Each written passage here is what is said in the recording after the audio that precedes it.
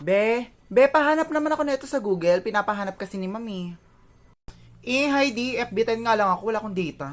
Hanapin mo yun o hahanap ka ng bagong kagrupo. Sige, mamili ka. Ito naman parang kang tanga. Oo na, may ki-hotspot na lang ako sa mga nag-ML dyan. Hoy! Thank you, be. Napakabait mo talaga. Mamaya na yan! Pa-hotspot mo na ako. Be, kasi sabi ni ma'am kasi mali daw tong ginawa mo. So, bali, ulitin mo na lang. Send mo na lang sa akin tonight, ha? Ulit na naman. Pagod na ako. Uulitin mo to. Uulitin mo yung buong subject, be. Ha?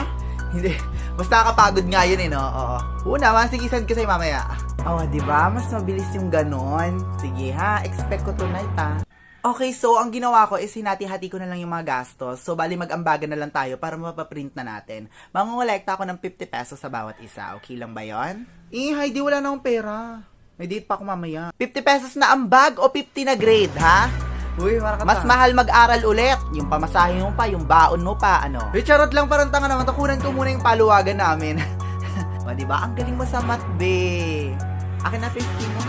Be, na-type ko na lahat yan, So, bali, hintayin mo na lang ma-print lahat para dalihin mo dun sa classroom, okay? May pupuntahan pa ako.